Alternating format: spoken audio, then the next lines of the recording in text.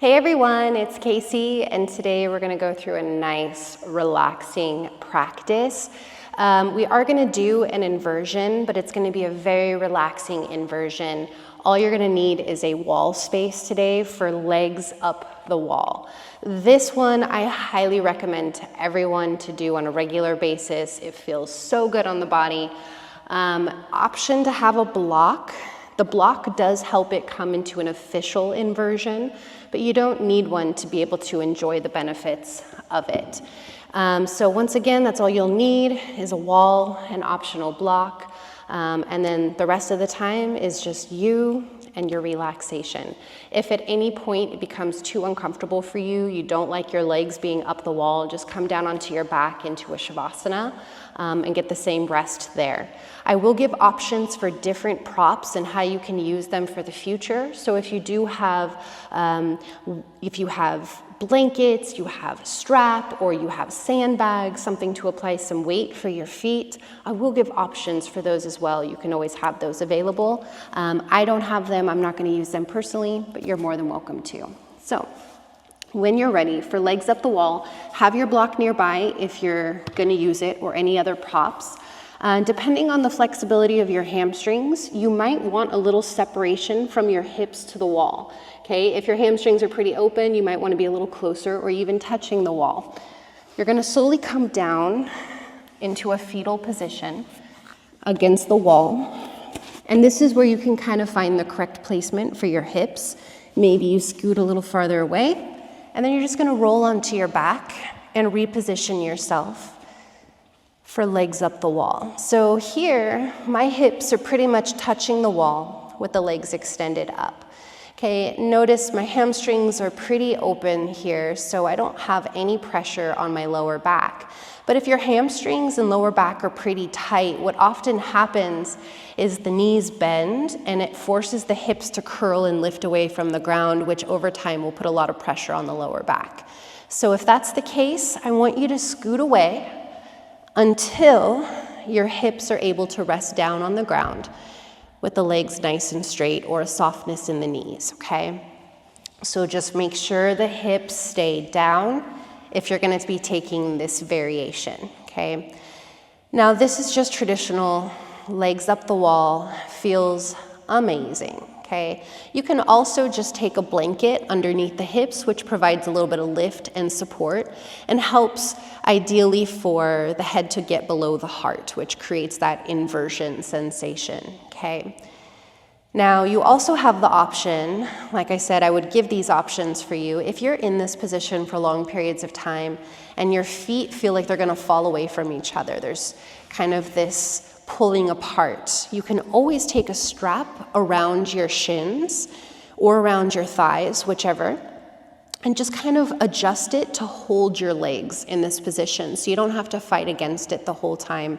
I want it to be relaxing for you, okay?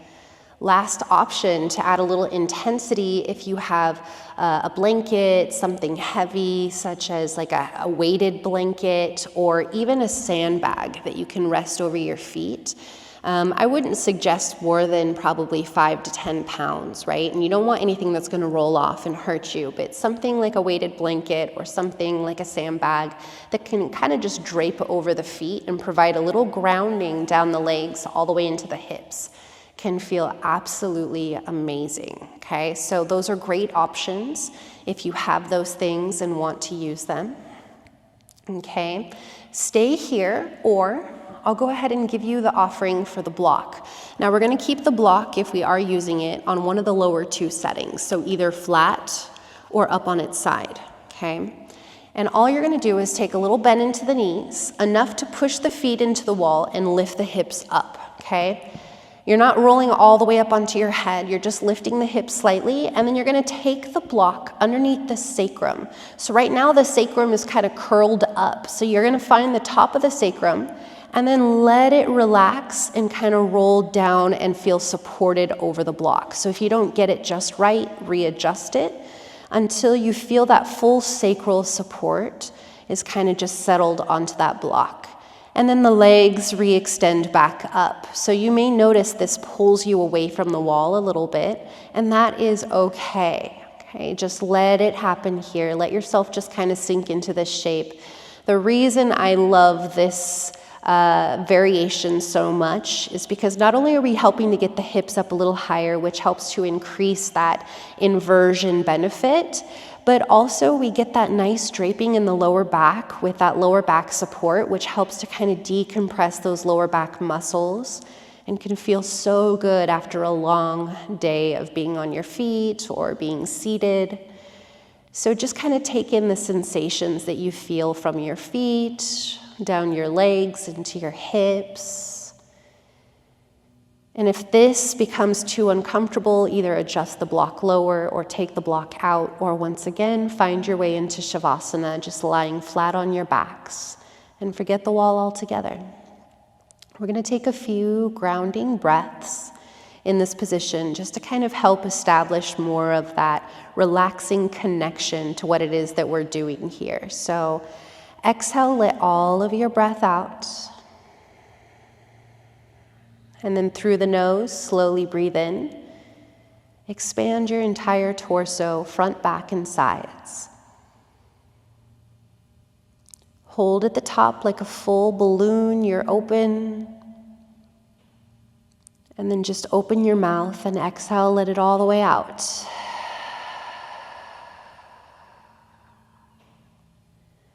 Two more breaths. Slow inhale. Gather from the belly. Slowly expand it up and out in all directions. Holding it at the top. Keep the breath through the nose this time, and exhale, gently melt the breath out from top down to the bottom.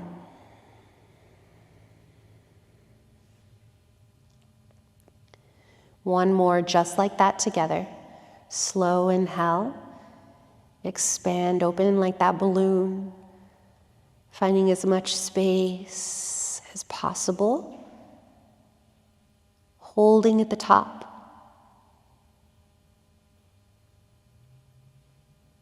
And then keep breath through the nose. Exhale, slowly empty it all the way back out.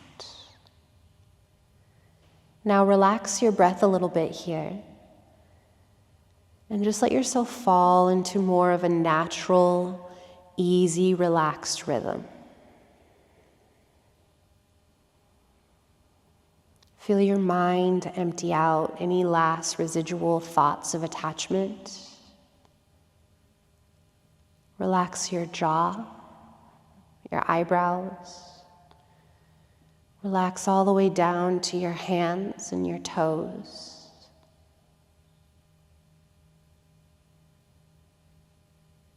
And just feel yourself sinking down below the surface of all the movement, turbulence, thoughts, and start to drop into your depth, that stillness, the quiet, the observer, and just allowing that full act of surrender as you sink in. And just take the next couple of minutes to just let go. Enjoy the stillness that you've created.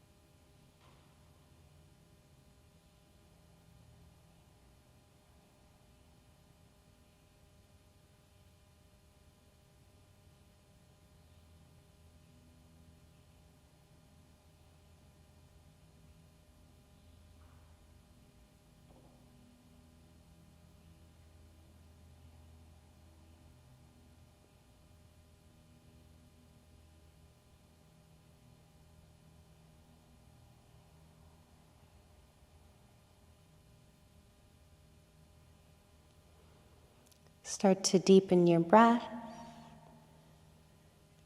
Wiggle the fingers and wiggle the toes. Rock your head side to side.